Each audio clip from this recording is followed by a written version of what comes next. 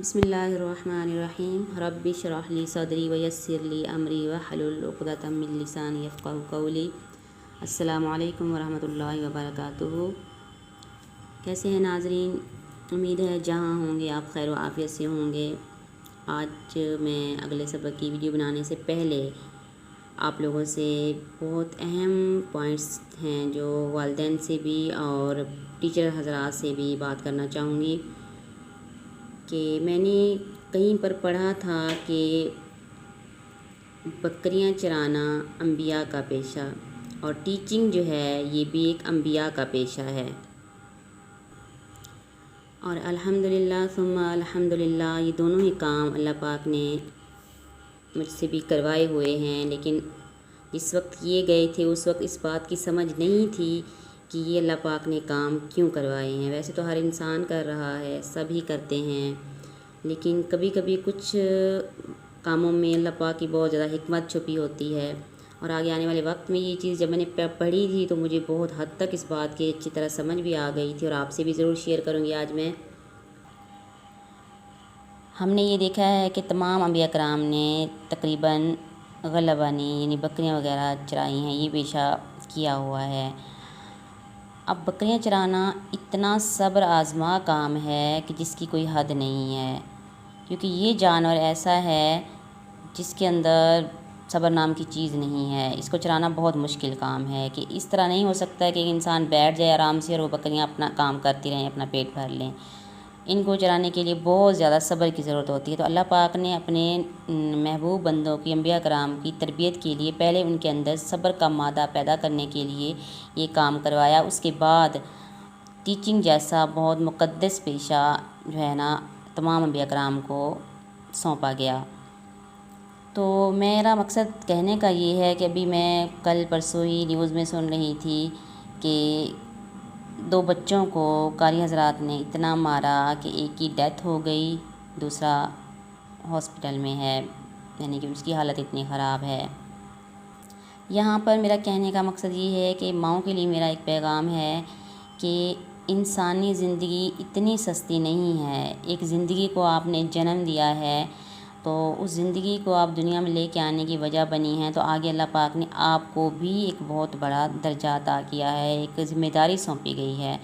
उस ज़िम्मेदारी में आपको चाहिए कि आपके यहाँ कितने भी बच्चे हैं तो आपके अपने बच्चों की आदात का, नफ्सियात का इल्म होना चाहिए। बच्चे को कहाँ मुश्किल पेश आ रही है, अगर मुश्किल पेश आ रही है तो बच्चे के अंदर इतनी हिम्मत भी आपने पैदा की होनी चाहिए कि बच्चा आपसे कह सके मुझे ये मसला है। जहाँ माएँ भी या वालिदैन भी नहीं समझते हैं और टीचर हज़रात भी नहीं समझते हैं, वो बच्चा क्या होता है कि या तो नफ्सियाती मरीज़ बन जाता है या फिर बात वही एक आ जाती है कि वो पढ़ाई से भाग जाता है। और ख़ास तौर पे जो मदारिस में या घरों में जहाँ पढ़ाए जाते हैं बच्चे, उनके ऊपर इतना तशद्दुद किया जाए तो वो दीन से इतना दूर और मुतनफ़िर हो जाता है कि आने वाली ज़िंदगी में उसके ऊपर उसके बहुत ज़्यादा असरात पड़ते हैं। मेरा एक ज़ाती ख़्याल ये है कि अगर असातिज़ा कराम में जब ये देखें कि वो अगर नहीं पढ़ा पा रहे हैं, उनके अंदर इतनी बर्दाश्त नहीं है, उस ओहदे को छोड़ देना चाहिए। मेरी नज़र में तो ये ख़्याल है कि आप ये ओहदा नहीं निभा सकते हैं, आपको इतना गुस्सा आपके घरेलू मामलात हैं या वैसे आपकी नेचर में गुस्सा इतना ज़्यादा है कि आप इतना मारें कि इंसानी ज़िंदगी चली जाए, तो आपको उस ओहदे से दूर हो जाना चाहिए। दूसरी बात ये है कि अगर आपको ये समझ आ रही है कोई बच्चा आपसे नहीं पढ़ पा रहा है, नहीं वो आपको कबूल कर रहा है, आप भी उसका जो है ना नहीं आप बर्दाश्त कर रहे हैं, तो आपको चाहिए उस बच्चे को, उस वालिदैन को बुला के आपको उस बच्चे को भेज देना, वापस भेज देना चाहिए। और ज़रूरी बात ये ज़रूरी भी नहीं है कि हमारे पास अगर 100 बच्चा पढ़ता है कि वो 100 बच्चा हमारे पास ही पढ़े। हो सकता है उसका नसीब कहीं और लिखा हो, उसे किसी और टीचर के हाथों पढ़ना होगा। तो ये इतना जुल्म करने के बजाय माँ बाप को भी ये ख्याल करना चाहिए और असातिज़ा कराम को भी ख्याल करना चाहिए कि आपके पास नहीं अगर ऐसा कोई मसला बन रहा है, बच्चा नहीं चल पा रहा है, तो आप उसकी छुट्टी कर दें। आप उसे हमेशा के लिए अपने मदरसा से छुट्टी दे दें, वो कहीं और उसका नसीब लिखा होगा वो पढ़ जाएगा। लेकिन इतना जुल्म, खुदा के लिए इतना जुल्म नहीं करें कि एक बच्चे की ज़िंदगी चली जाए। और माँ को भी एक सोचना चाहिए कि आपने एक ज़िंदगी को जन्म दिया तो वो बच्चा आपको इतना प्यारा होना चाहिए कि आप ऐसे ही वैसी दरिंदों के हाथ ना दें कि वो अपनी ज़िंदगी से हाथ जो है ना धो बैठे।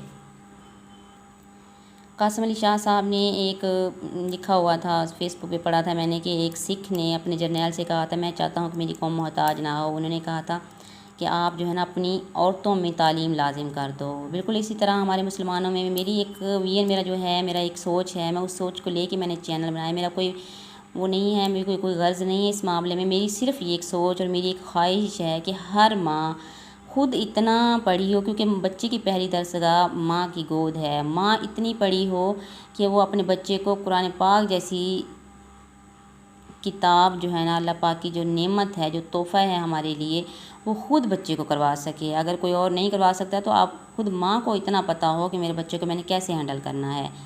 तो इस वजह से मैंने ये चैनल बनाया है कि ताकि साथ साथ एक एक लफ्ज़ पे मैं आपको जो है ना तरीका बता रही हूँ। इस के मुताबिक जिस तरह मैं बता रही हूँ, मेरी नज़र में मुझे लगता है कोई मुश्किल नहीं आ सकती एक माँ के लिए। हाँ, अगर आपके पास इतना टाइम हो तो। हम टाइम की बात करेंगे तो हर माँ ये कहती है मेरे पास इतना टाइम नहीं है। जब इंसान सोच ले, करने पे आए तो सब कुछ ही हो जाता है। बात सिर्फ सोच की होती है और नीयत की होती है, अच्छी नीयत की होती है। और अल्लाह पाक नीयतों पे हर चीज़ का बदला ज़रूर देता है इंसान को। चलिए, लंबी वीडियो करने से पहले मैं सबक शुरू करती हूँ। बाकी और मज़ीद बातें बहुत ज़्यादा हैं, नेक्स्ट वीडियो में ज़रूर बताऊँगी आपको। बिस्मिल्लाहिर्रहमानिर्रहीम। आज हम क़ौफ़ का पढ़ेंगे। क़ौफ़ पूर पढ़ा जाता है, नुक्तों वाला क़ौफ़ जो है। हमज़ा क़ौफ़ ज़बर अक़, हमज़ा क़ौफ़ ज़ेर इक़, हमज़ा क़ौफ़ पेश उक़, अक़ इक़ उक़। ये हरूफ़ क़लक़ला में से है। क़लक़ला का मतलब 5 अल्फाज हैं जिन पे आवाज़ डबल होती है, जिसके लिए लफ्ज़ इस्तेमाल किया जाता है क़ुतुबिन जद्दिन। क़ुतुबिन क़ौफ़ तौ बा जद्दिन जीम दाल। तो अब हम ये क़ौफ़ के बारे में पढ़ रहे हैं। तो इसका हिजा करते वक्त हमने ऐसे करवाना है अक़ इक़ उक़। और ये बारीक कैफ़ है, यहाँ पर यह इस तरह अदायगी नहीं होगी, ये गलती बहुत ज़्यादा होती है। बच्चों में भी आप नोट कर सकते हैं। ये हमज़ा कैफ़ ज़बर अक़, यहाँ पर हमने चिपका कर अदा करना है हलक़ को। हमज़ा कैफ़ ज़ेर इक़, हमज़ा कैफ़ पेश उक़, अक़ इक़ उक़। इस तरह अदा होगा। इसकी मिसाल कुरान पाक में अल्फाज जो आते हैं वो मैंने अलहदा से लिखे हुए हैं इस तरह से कि ये जैसे लफ्ज़ आता है कुरान पाक में ख़लक़ना, यहाँ पे क़ौफ़ पे डबल आवाज़ होती है, ख़लक़ना ऐसे पढ़ा जाएगा। अब यहाँ पर बारीक कैफ़ है तो यहाँ पे अक़रमा ऐसे नहीं करेंगे, अक़रमा चिपका कर अदा होगा। ये अक़रमा। यहाँ पर तक़ हरूफ़ क़लक़ला तक़ तुलानी, यहाँ पर उस लुक़ ऐसे नहीं करेंगे, काफ़ बारीक है, उस लुक़, यहाँ पर तक़, यहाँ पे लुक़ ऐसी आवाज़ आएगी। अब ये लफ्ज़ है जैसे अक़रबूना, यहाँ पे काफ़ पे क़लक़ला होगा अक़रबूना, यहाँ पर काफ़ बारीक है तो यहाँ पे अकबरू ऐसे नहीं करेंगे, अकबरू। ये बारीक काफ़ हमने बिल्कुल चिपका कर अदा करना है, इस तरह से अदायगी होगी। इसको भी समझाने के लिए मैंने पेपर अलग से बनाया हुआ है। जैसे ये है हरूफ़ क़लक़ला में से है, तो यहाँ पे अक़ यक़ वक़ तक़ जोड़ के साथ पहले पढ़ाएंगे बच्चे को। बार बार ये अल्फ़ा पेपर जो बनाए हैं ना, जो बच्चे नहीं चल पाते हैं उनको बार बार पढ़ाया जाए, डेली की एक जैसे। और बच्चे के माइंड में ये बात बिठाई जाए कि कुरान पाक का एक लफ्ज़ पढ़ने से हमें 10 नेकियां मिलती हैं। तो ये आप इस तरह पढ़ते हैं, आप बार बार पढ़ते हैं तो अल्लाह पाक आपके दर्जात बुलंद करता है, अल्लाह पाक आपको इसका सवाब देता है। आप ये शौक़ रख के अगर पढ़ाएं, बच्चे को बताएं ना, शौक़ उसके अंदर पैदा करें ना कि आप ये पढ़ रहे हैं तो ये फ़जूल में नहीं पढ़ रहे हैं, ये आपके बहुत ज़्यादा काम आएगा और आपको इसके साथ साथ सवाब भी मिल रहा है। इस तरह बच्चा बहुत शौक़ से पढ़ता है और उसे समझ आती है। तो ऐसे ही ज़क़ क़क़ लक़, ये पूरे अल्फाज ऐसे ज़ेर में इक़ जिक़ विक़ इस तरह अदा होगा। पेश में उक़ सुक़ ज़ुक़ उक़, ऐसे अल्फाज सारे जो हैं अलिफ से लेकर या तक बनाए हुए हैं। और ये बारीक काफ़ में कैसे करते हैं, अक वक यक दक ज़क इक निक मिक लिक, इसमें ये इस तरह अदा होगा। पेश में उक वुक युक तुक। ये मैंने ऐसे ही मैंने नहीं बनाए हैं, ये मैंने तकरीबन बड़ी लड़कियों को भी पढ़ाया हुआ है जो जोड़ के साथ पढ़ी कुरान पाक थी, और जो नहीं पढ़ी हुई थी इस तरीके भी मैंने उनको पढ़ाया हुआ है। और अल्लाह का लाखों शुक्र है कि वो सब ही पढ़ गए हैं। तो आप भी अपने आसपास देखें ज़रूर, अगर कोई बड़ी लड़कियां हैं या बच्चे ऐसे हैं जो भागे हुए हैं मदारिस से या पढ़ने वालों से नहीं पढ़े हुए हैं, उनके अंदर ये शौक़ पैदा करें और उनको आप लाइन पे लेके आने की कोशिश करें। और मेरा इस मामले में आप लोग मेरा साथ दें, सदका जारी आपके लिए भी होगा ये, और बहुत ज़्यादा सवाब होगा आपको भी इस चीज़ का। तो ज़रूर आप मेरा चैनल भी सब्सक्राइब करें और साथ साथ मेरी वीडियो को भी देखें और कमेंट्स भी देने की कोशिश करें, क्योंकि मेरे तमाम व्यूअर्स बहुत ज़्यादा कंजूस और साथ में और बताने की भी ज़हमत नहीं करते हैं कि आपको समझ आई है या नहीं आई है। लेकिन आए या ना आए, वैसे मेरा तो जो मकसद है मैं तो वो लेके चलूँगी और मैंने करना है। और मुझे उम्मीद है मेरी अगर कोई एक वीडियो भी देखता है तो उसे एक लफ्ज़ की भी समझ आती है तो मेरे लिए ये बहुत खुशी की बात होगी।